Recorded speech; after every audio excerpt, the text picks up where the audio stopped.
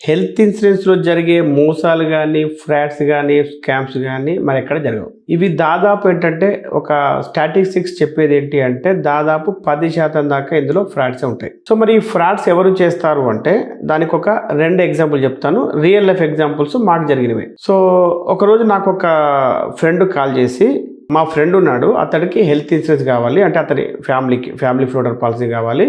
చూడు అని చెప్పేసి నాకు వాళ్ళ బ్యాక్‌గ్రౌండ్ మొత్తం చెప్పాడనమాట. అది డీటెయిల్స్ మొత్తం చెప్పాడు. సో, అతని నెంబర్ ఇచ్చాడు. తర్వాత అతడు కూడా నాకు కాల్ చేసాడనమాట. కాల్ చేసినప్పుడు నేను అతనితో మాట్లాడాను.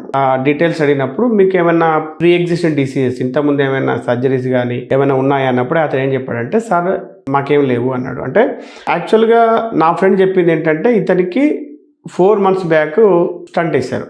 ఆయన వైఫ్‌కేమో ఆల్రెడీ ఆమె డయాబెటిక్. సో, ఇప్పుడు ఇక్కడ ఈయన ఏం చెప్తున్నాడు అంటే, సార్ నాకు స్టంట్ వేశారు కానీ నేను ఇప్పుడు చాలా హెల్తీగా ఉన్నాను సార్. నాకు డాక్టర్ చెప్పాడు ఇక నీకు ఏ డోకా లేదు అని చెప్పాడు సార్. నేను హెల్తీగా ఉన్నాను కాబట్టి ఇది అందుకే నేనేం చెప్పట్లేదు అన్నాడు. మరి మీ వైఫ్ డయాబెటిక్ కదా అంటే అది పెద్ద ఇష్యూ కాదు సార్. అది ఆమె కూడా మంచిగానే ఉంది సార్. ఏదో అప్పుడప్పుడు ఏదో ట్యాబ్లెట్ వేసుకుంటుంది అన్నాడు అంతే. సో, మరి ఇవి ఖచ్చితంగా రాయాలి అండి అన్నాడు. సార్ అదే అవసరం లేదు సార్ నాకు అని చెప్పాడు. తర్వాత అతనికి ఏంటంటే కావాల్సింది నాకు హెచ్డిఎఫ్సి ఎరుగో పాలసీ కావాలి సార్ అని అనమాట.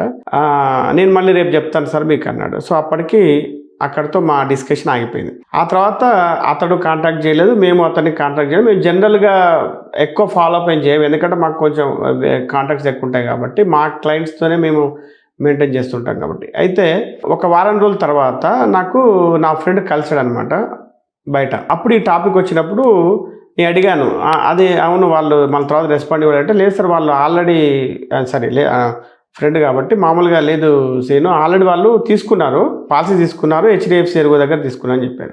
సో, ఇప్పుడు వాళ్ళు పాలసీ ఎలా తీసుకుని ఉంటారు? సో, అది ఎలా తీసుకుని ఉంటారంటే వాళ్ళకు కూడా ఏంటంటే మేము అందరం హెల్తీ ఉన్నాం అని చెప్పేసి అతను ఫోన్లో చెప్తారు. సో, జనరల్గా మాకు ఎంక్వైరీస్ ఏదైతే వస్తాయో మేము కూడా ఏంటంటే ఒక వాట్సాప్ షీట్ అంటే వాట్సాప్లో ఒకటి పంపిస్తాం అనమాట డీటెయిల్స్తోని. సో, దాంట్లో వాళ్ళు ఫిలప్ చేసి పంపించేస్తారు. సో, దాంట్లో వాళ్ళు మాకు డిసీజ్ ఏమీ లేదు అన్నప్పుడు మేము లేనట్టుగానే చూసి పాలసీస్ వాళ్ళకి సూటబుల్ పాలసీ మేము సజెస్ట్ చేసి ఇవ్వడం జరుగుతుంది. కాకపోతే ఏంటంటే మేము ఆ స్క్రీన్ షాట్స్ అన్ని పెట్టుకుంటాం అనమాట రికార్డు కోసం. బట్ ఇక్కడ ఏంటి అతను కూడా ఏంటంటే అతనికి చెప్పి పాలసీ తీసేసుకున్నాడు. సో, ఇప్పుడు ఫ్యూచర్లో మరి క్లెయిమ్ వస్తే ఏంటి పరిస్థితి? సో, అప్పుడు ఎవరు తప్పుపడతాం? కంపెనీనా లేకపోతే కస్టమర్నా? ఓకే, ఇప్పుడు మాకు జరిగిన ఇంకొక సంఘటన చెప్తాను నెక్స్ట్ వీడియోలో.